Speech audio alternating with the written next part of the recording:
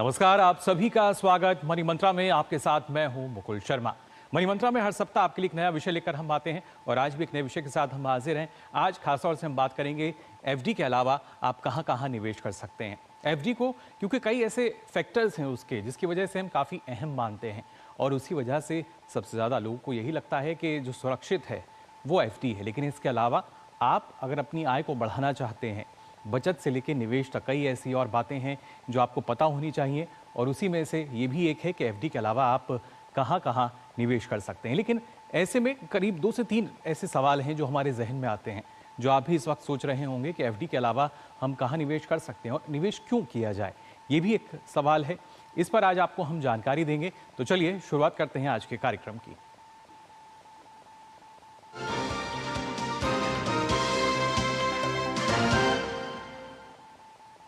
जब हम बात करते हैं कि एफडी के अलावा हम कहां कहां निवेश करें, एकदम से यही लगता है कि आखिर क्या जो हम निवेश कर रहे हैं वो सही रहेगा या नहीं रहेगा, क्या वहां पे किसी तरह का रिस्क तो नहीं है। क्योंकि निवेश और बचत के बीच का जो अंतर है, सारी मेहनत हमारी उसी में रहती है। लेकिन जब हम कहते हैं कि अब हमें निवेश करना है तो विकल्प के तौर पर सिर्फ एफडी ही नहीं, इसके अलावा भी कई और ऐसे विकल्प हैं जिनका आप चयन कर सकते हैं। लेकिन जैसा हमने आपको बताया, करीब 2 से 3 सवाल हैं जो कि हमारे जहन में आते हैं, जो आप भी सोच रहे होंगे क्या वो सवाल हैं। पहले आइए इन पर नज़र डालते हैं। आपको बताएंगे कि क्योंकि जब हम फिक्स डिपॉजिट की बात करते हैं जो कि अपने आप में काफ़ी अहम है, और ऐसे में बचत से निवेश तक के लिए सिर्फ एफडी क्यों, क्या इसके अलावा हमारे पास और कोई विकल्प नहीं है या हमें इसकी जानकारी नहीं है। आज वही जानकारी आपको हम देंगे। एफडी के अलावा आप कहां कहां निवेश कर सकते हैं, यानी और क्या ऑप्शन हमारे पास हैं जब हम एफडी से आगे दूसरी जगह निवेश की बात करते हैं तो। और साथ ही एक और सवाल ये आता है, एफडी से ज़्यादा कहां हमें मिल सकता है फ़ायदा। रिटर्न की बात की जाए, कम जोखिम की बात की जाए, ये तमाम फ़ायदे हैं जो एफडी से मिलते हैं। क्या इसके अलावा कहीं और भी ये फ़ायदे जो हैं हमें मिलेंगे।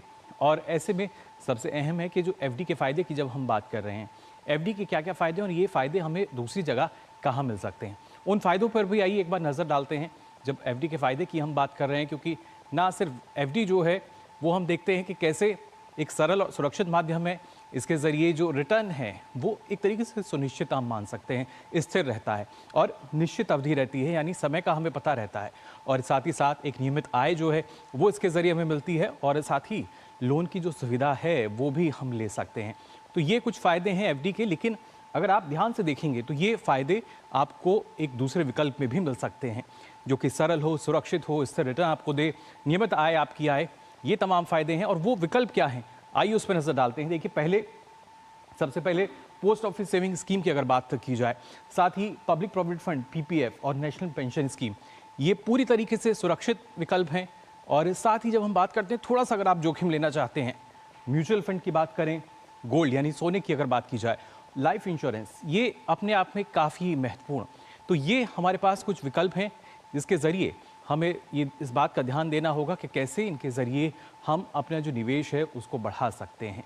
क्योंकि जब हम देखते हैं कि फिर चाहे एनपीएस की बात की जाए, पीपीएफ की हम बात करें, या म्यूचुअल फंड गोल्ड की बात की जाए, या लाइफ इंश्योरेंस की बात की जाए, इन सभी में हमें बचत हमारी होती है, लेकिन निवेश कितना सही है, सुरक्षित है, इस पर हमें ध्यान देना होगा। और इसी पर आज आपको हम जानकारी देंगे कि एफडी के अलावा आप कहां कहां निवेश कर सकते हैं। 2 खास मेहमान हमारे साथ जुड़ चुके हैं, आइए इनसे भी आपका परिचय हम करा देते हैं। हमारे साथ धीरेन्द्र कुमार जी जुड़े हैं, सीईओ हैं वैल्यू सर्च के, और वंदना भारती जी हैं, कमोडिटी एक्सपर्ट हैं एसएमसी ग्लोबल से। बहुत बहुत स्वागत आप दोनों का। धन्यवाद आपका। सबसे पहले धीरेन्द्र जी, आपसे मैं जानना चाहूँगा, जब हम बात करते हैं कि हमें बचत से लेकर निवेश तक का जो सफ़र है, जब उसको कोई भी इंसान तय करता है तो बहुत सारे जोखिम होते हैं और कई ऐसे सवाल होते हैं, यही लगता है कि कहाँ हम निवेश करें। लेकिन एफडी में ज़ाहिर तौर पर कुछ फ़ायदे नज़र आते हैं, इसके अलावा कितना ज़रूरी है कि जो और विकल्प हैं उनकी तरफ भी ध्यान दिया जाए। नहीं, बहुत ज़रूरी है। किसी भी व्यक्ति के लिए लंबे समय का निवेश ही केवल इक्विटी हो सकता है या इक्विटी पे आश्रित हो सकता है या इक्विटी के पे पार्शियली भी डिपेंडेंट हो सकता है। और जो भी पैसा आपको कुछ दिनों में चाहिए, कुछ महीने में चाहिए या प्रेडिक्टेबल 1-2 साल में चाहिए, वो आपका इक्विटी से कुछ लेना देना ही नहीं होना चाहिए। और जैसे जी। आप विकल्प की बात कर रहे थे, तो विकल्प तो केवल यही है कि आप इक्विटी में लगाइए या फिक्स्ड इनकम में लगाइए। फिक्स्ड इनकम के बहुत सारे कैटेगरीज, भारत में एक बहुत बेहतरीन विकल्प है छोटी बचत योजना, ये जिसके आप चर्चा कर रहे हैं। और जी। नेशनल पेंशन सिस्टम को मैं छोटी बचत योजना में नहीं जोड़ना चाहूंगा, क्योंकि छोटी बचत योजना की जितनी स्कीम्स हैं, हम्म। वो हमारे यहाँ सबसे सुरक्षित, अगर हमारा देश रहेगा, अगर हमारे यहाँ सरकारें रहेंगी, तो आपके लिए ये रिटर्न्स गारंटेड है। जी। आप भारत सरकार को ये पैसा दे रहे हैं, आप किसी बैंक को भी नहीं दे रहे हैं। हम्म। हमारे यहाँ तो इससे ज्यादा सुरक्षित भारत में कोई और ये विकल्प सबको उपलब्ध है, जी। क्योंकि ये पोस्ट ऑफिस में मिलता है। हम्म। और पोस्ट ऑफिस का विस्तार इतना ज्यादा है कि भारत का कोई ऐसा कोना नहीं होगा जहां पे पोस्ट ऑफिस नहीं होगी। जी। तो ये एक ऐसा विकल्प है जो सबके पास उपलब्ध है, सबसे सुरक्षित है, और यहाँ पे रिटर्न भी आज के दिन काफी हैंडसम मिल रहा है बाकी दूसरे फिक्स्ड इनकम की तुलना में। तो जैसा मैंने कहा कि आपके कम समय का पैसा कभी भी इक्विटी में नहीं होना चाहिए, और ज्यादा समय का पैसा हमेशा अधिकतर इक्विटी में होना चाहिए, और इतना होना चाहिए जब जैसे आपकी धीरे धीरे परिचय हो जाए। जी। क्योंकि इक्विटी काफी खतरनाक है अगर आप कम समय के लिए लगाएं। हम्म। और इक्विटी का अगर आप और ये जो लाइफ इंश्योरेंस की आप बात कर रहे थे, मैं उसे निवेश का विकल्प मानता ही नहीं। जी। चलिए, लोगों को बिल्कुल लाइफ ये। इंश्योरेंस जरूर लेना चाहिए, जी। लेकिन लाइफ इंश्योरेंस पॉलिसी को निवेश के नजरिए से नहीं देखना चाहिए। जी, बिल्कुल। और ऐसे में वंदना जी, आप किस तरीके से देखती हैं? क्योंकि खासतौर से लोगों को लगता है गोल्ड जो है वो काफ़ी सुरक्षित है, और ना जाने कितने ही समय से, लंबे समय से उसको काफ़ी सुरक्षित एक हम मान सकते हैं निवेश माना जाता है। और आज के समय में जिस तरीके से हम देखते हैं ऑल टाइम हाई पर वो पहुंच रहा है, रिकॉर्ड स्तर बना रहा है, तो क्या ऐसे में एफडी के अलावा जो निवेशक है उसको इस तरफ भी ध्यान देना चाहिए?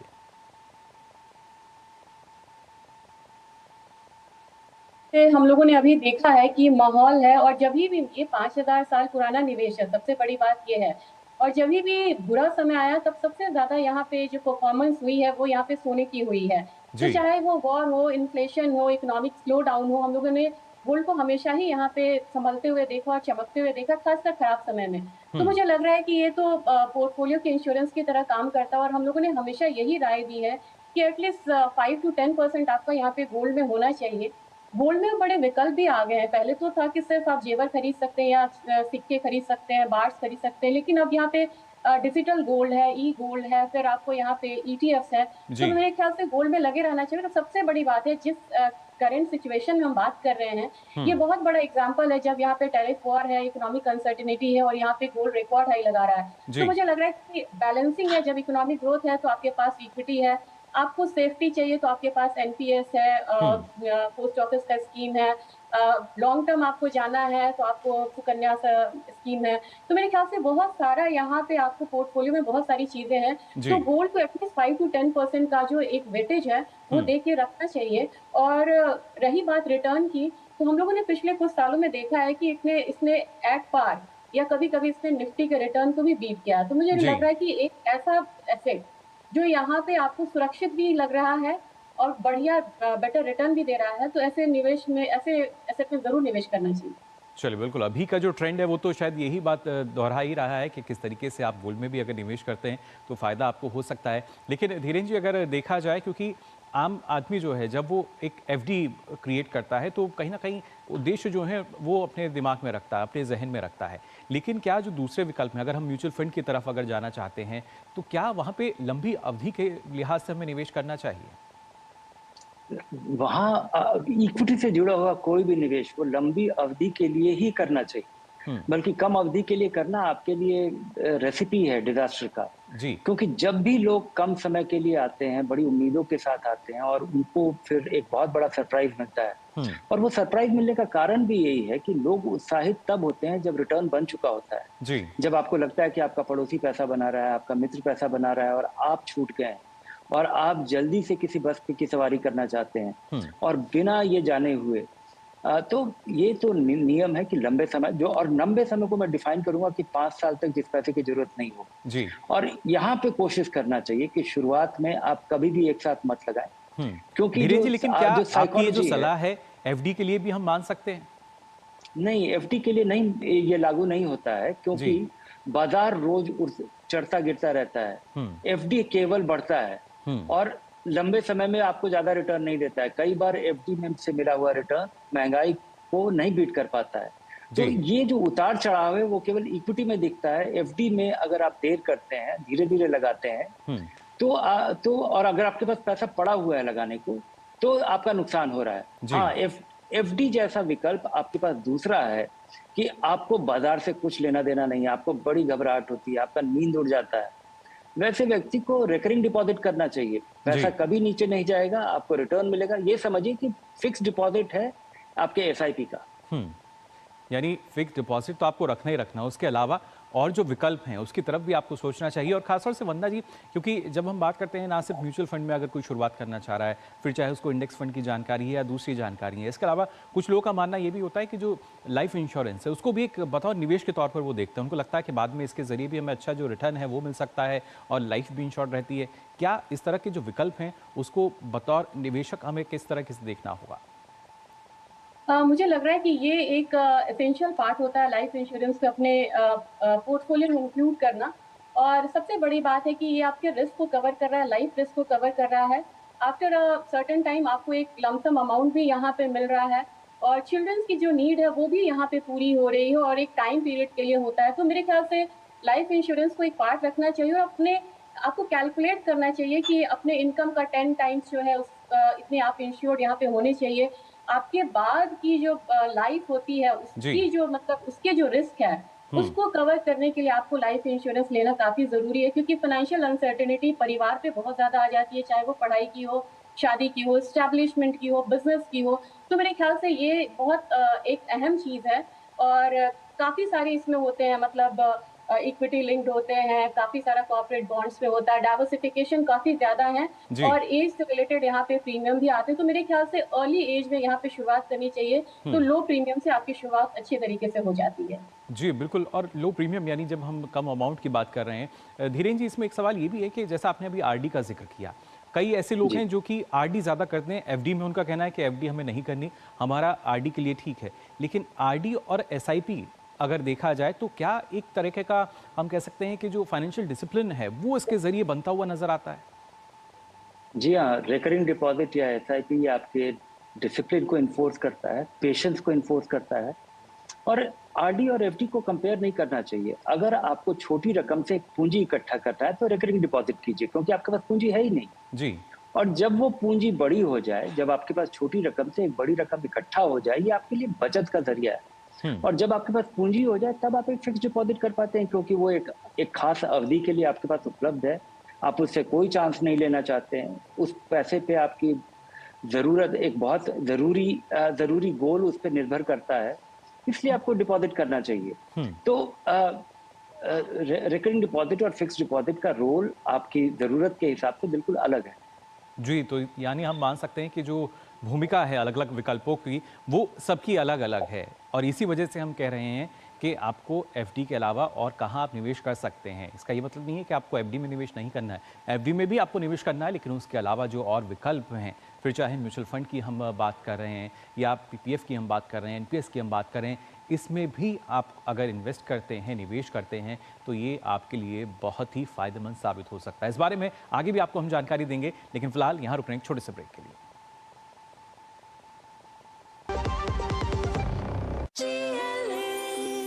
जो लक्ष्य चुना था समझ आने लगा है। जीएलए यूनिवर्सिटी, उच्च लक्ष्य की निश्चित प्राप्ति। जब धरती चीर कर निकलता है लोहे का पत्थर और मिलता है मोंगिया के जोश से, फिर तपता है, पिघलता है और बनता है फौलाद। अब होता है सरिया सारी खूबियों के साथ। मोंगिया स्टील, मजबूत देश का मजबूत सरिया। ब्रेक के बाद आप सभी का एक बार फिर स्वागत मनी मंत्रा में, जिसमें आज हम बात कर रहे हैं एफडी के अलावा और कहां कहां आप निवेश कर सकते हैं, क्योंकि जो निवेशक हैं जानकारी उनको नहीं होती, और वही जानकारी मनी मंत्रा में लगातार आपको हम दे रहे हैं। हमारे साथ धीरेन जी और वंदना जी लगातार जुड़े हुए हैं, जो कि आपकी हम कह सकते हैं जानकारी को लगातार बढ़ा भी रहे हैं। यहाँ वंदना जी, आपसे मैं जानना चाहूँगा, क्योंकि जब जब हम निवेश को देखते हैं तो खासतौर से अब जो एक ट्रेंड आया है उसमें हमने देखा है कि जो महिलाएं हैं वो भी अब, फिर चाहे म्यूचुअल फंड की बात की जाए या जो दूसरे विकल्प हैं, उस तरफ उनका रुझान नजर आता है। एफडी भी है, क्योंकि आमतौर पर हम यही देखते थे कि जो पैसा हमारा बैंक में रहता था, इकट्ठा होता था, उसको हम एफडी में तब्दील करा लेते थे। लेकिन अब शायद वो एक जागरूकता आ रही है कि इसके जरिए हम अपनी आय को बढ़ा सकते हैं, और उसी वजह से जो अन्य विकल्प हैं उसकी तरफ भी जो निवेशक हैं बढ़ते हुए नजर आते हैं। जी, ये बहुत इंपॉर्टेंट बात आपने कही, और आंकड़े भी यही बता रहे हैं कि अब महिलाएं, पहले वो सेविंग्स के लिए जानी जाती थी। तो क्या होता था कि वो जब भी घर में जरूरत होता था तो वो सेविंग्स निकाल के देती थी कि हमारे पास भी कुछ पैसे हैं। फिर उनका सबसे बड़ा जो एक एवेन्यू होता था वो होता था सोना। वो सोने में डालती थी। लेकिन अब जैसे-जैसे जागरूकता बढ़ रही है और इसमें डिजिटलाइज़ेशन है, इंटरनेट रिवॉल्यूशन है, सब कुछ है, यूट्यूब से वो बड़ी अवेयर हो रही हैं। अब जैसे मैं ब्रोकिंग फर्म में हूँ तो काफ़ी सारी महिलाओं का पार्टिसिपेशन हो रहा है, इनफैक्ट फ्यूचर्स और डेरिवेटिव्स में हो रहा है। जी। तो वो ज़्यादा एसआईपी में काफ़ी ज़्यादा वो इंटरेस्टेड हैं और वो बोलती हैं कि हमारा इतना इनकम है, इतनी हम यहाँ पे सेविंग्स कर रहे हैं, तो आप हमें अब सेविंग्स का बताइए कि किस-किस म्यूचुअल फंड्स में लगाएँ या हम कहाँ यहाँ पे निवेश करें। तो जी। मेरे ख्याल से एसआईपी उनके लिए बहुत बढ़िया ज़रिया है, चाहे वो गोल्ड, सिल्वर, ईटीएफ में लगाएँ या फिर वो लार्ज कैप में लगाएँ, ब्लू चिप्स में लगाएँ। तो मेरे ख्याल से म्यूचुअल फंड्स में लगाना उनके लिए बहुत सही यहाँ पे रहेगा। और जी। ऐसे टाइम में वो महिलाएँ आगे उभर के आ रही हैं, जब हमारा पूरा का पूरा इकोनॉमी ही ग्रो कर रहा है हुँ। और आने वाले समय में काफ़ी बढ़िया हम डिकेड्स देख रहे हैं। तो मेरे ख्याल से एक तो मैं उन्हें डिसिप्लिन की सलाह दूँगी, क्योंकि जैसा धीरेन जी ने भी बोला, मैं यहाँ पे बिल्कुल एग्री करती हूँ, क्योंकि ये जो एसआईपी या म्यूचुअल फंड्स होता है, वो मार्केट लिंक परफ़ॉर्म करती हैं और जैसे-जैसे मार्केट में करेक्शन आएगा, वो नीचे आएँगे फंड्स और अभी जैसे-जैसे मार्केट का परफ़ॉर्मेंस होगा, फंड्स बढ़ेगा। जैसे कि जी। अभी एसआईपी का नंबर्स कम हो गया है। हुँ। तो मेरे ख्याल से वो एक डिसिप्लिन रख सकती हैं, एफडी में उनको मान लीजिए 5%, 7%, 7.5% मिलता है। हुँ। उन्हें लग रहा है कि उन्होंने साल 2 साल के लिए यहाँ पे 2 साल में एसआईपी किया और उन्हें 20% का 25% का रिटर्न आ रहा है जी। और उन्हें इस पैसे की ज़रूरत है, तो 25% से डिसिप्लिन्ड वे में वो यहाँ पे एग्ज़िट भी कर सकती हैं जी। और उसके हिसाब से वो अपना निवेश करें और प्लान करें कि कितना उनका ड्यूरेशन है हुँ। और कितना उनका टारगेट्स है। तो जी। मेरे ख्याल से सिर्फ़ ऐसे में इक्विटी मार्केट की जो उलझन होती है, वो क्रैश होना या ऊपर जाना, वहाँ पे वो सँभाल सकती है। और दूसरी चीज़ है कि जभी भी मार्केट में क्रैश आए, तो हुँ। इंडियन इकोनॉमी अभी बहुत प्रॉमिसिंग है। हम यहाँ ये नहीं कह सकते कि हम बाहर की मार्केट से बिल्कुल अलग हैं, हम पे जी। कोई इम्पैक्ट नहीं आएगा, कम इम्पैक्ट आएगा। तो मेरे ख्याल से करेक्शंस पे वो एसआईपी करे, तो मेरे ख्याल से 2 साल, 3 साल में उन्हें बढ़िया निवेश का बढ़िया जी। मतलब वो मिलेगा, रिटर्न मिल सकता है। जी, बिल्कुल। लेकिन धीरेन जी, आपसे जानना चाहूँगा, आपका अनुभव क्या कहता है? इतना लंबे अरसे से आप इस पूरे क्षेत्र को देख रहे हैं, जो निवेशक हैं, उनके बारे में भी इतनी जानकारी आप रखते हैं।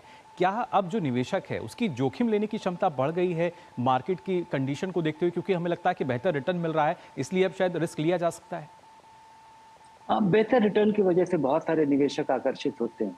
जी। लेकिन निवेशकों के बड़े तादाद में आने का कारण 2-3 है। हुँ। एक कि महँगाई बढ़ी है और उस हिसाब से फिक्स्ड इनकम का रिटर्न बढ़ा नहीं। हुँ। महँगाई बढ़ी है और आपका जो और आपकी महँगाई बिल्कुल अलग तरीके से बढ़ी है। आपको लग रहा होगा कि महँगाई 6-7% से बढ़ रही है, जी।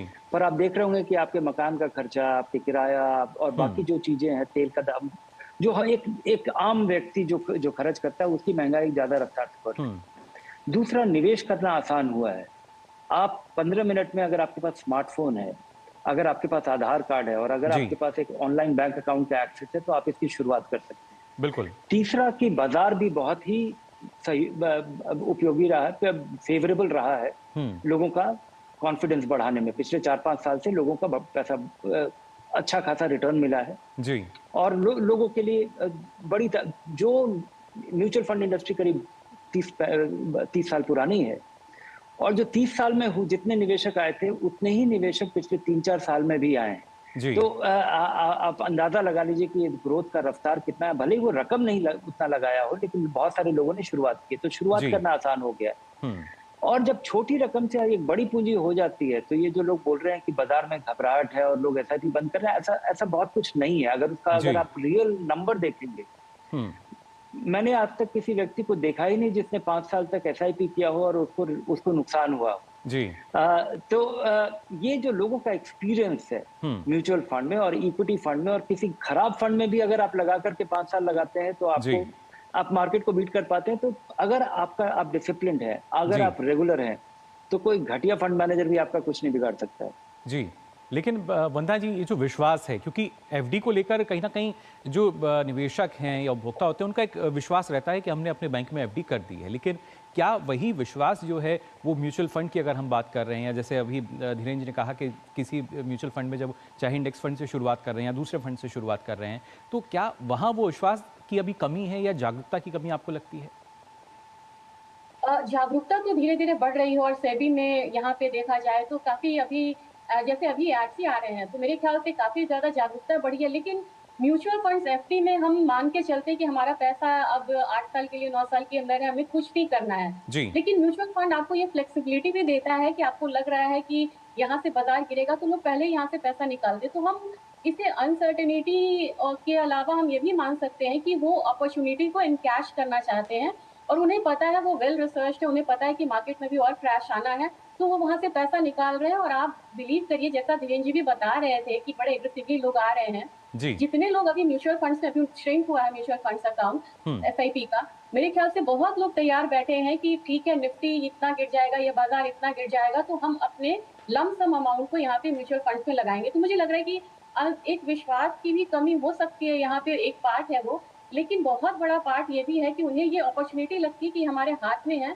हम मतलब हमारा लॉक इन पीरियड नहीं है, हमें यहाँ से हम मतलब विड्रॉ कर सकते हैं, तो वो मनी को विड्रॉ भी कर रहे हैं और फिर उसे री इन्वेस्ट भी कर रहे हैं। तो मेरे ख्याल से ये दोनों का कॉम्बिनेशन।